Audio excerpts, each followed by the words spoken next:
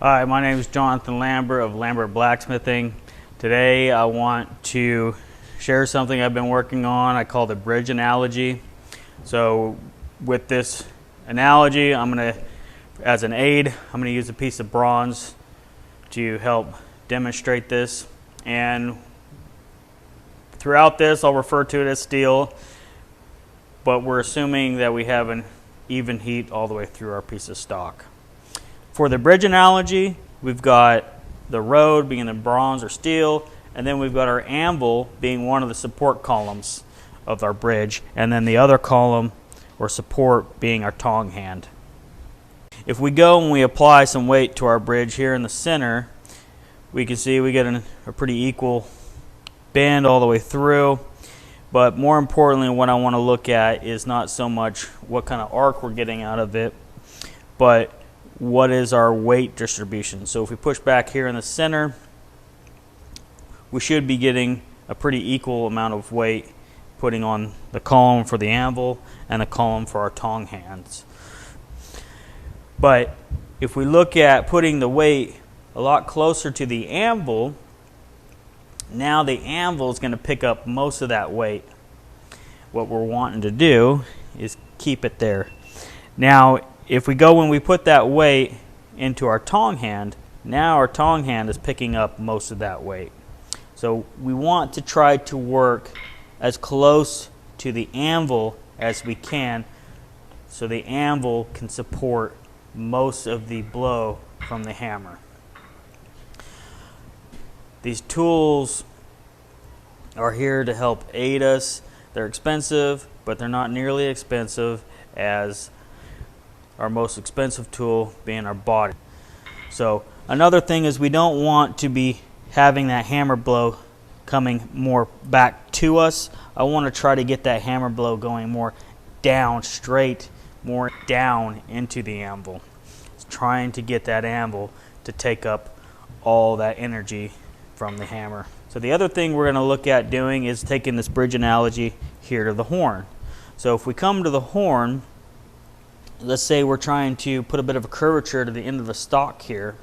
So if we go and we're striking this stock, we can see how we're getting all this bend through this side on the near side of the anvil here that potentially we don't want.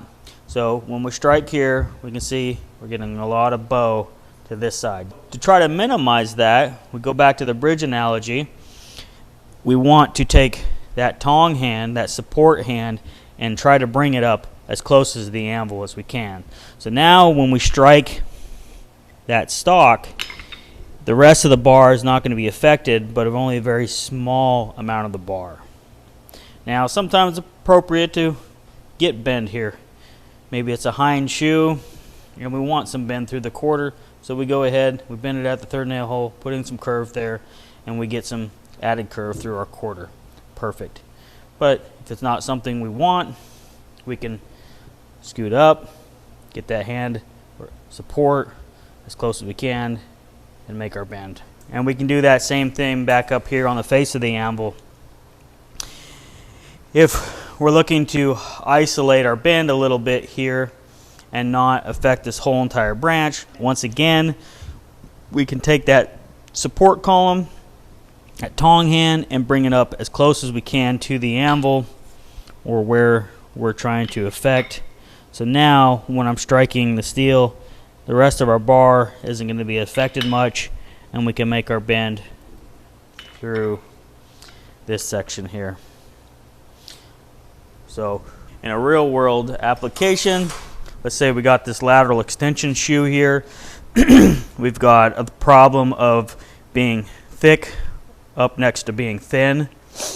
So again, once again, we're assuming that this is a nice even heat all the way through this branch here.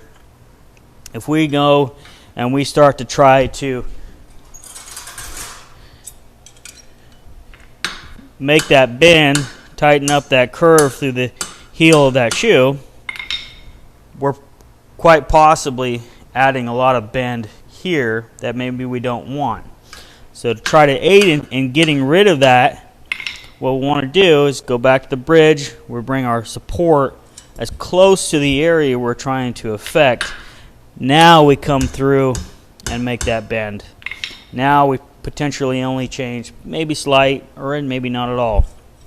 Now there is always that balance in life, and sometimes you have to grab it where the tongs grab well or where you're more comfortable.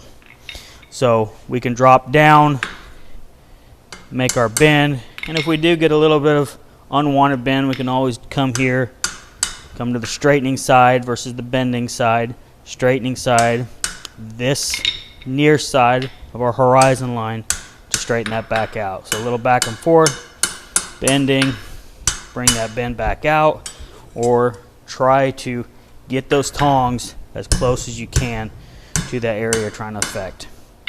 So we always want to try to work our stock where our body is most comfortable. We want to try to put our body in a comfortable position to help aid in getting more strength and longevity out of our body. We don't want to put our body in an awkward position where maybe our wrist is getting extended into a point where it's not comfortable. So always trying to work with your body and not against your body. It always comes back to basics, and this is, give or take, as basic as it gets, which sometimes can be, simply complicated. But trying to break down things to a whole nother level, as small as we can, to shine light on the subject, because a lot of time I think in forging, real simple things tend to get overlooked. And remember, there's really good 3 ways of learning: seeing it, hearing it, and in my opinion, probably the most important part is actually doing it. So get out, do it, try this technique out. Maybe you already do it, just don't even recognize it. Either way, tell me what you think in the comments. Like, subscribe. Talk to you later.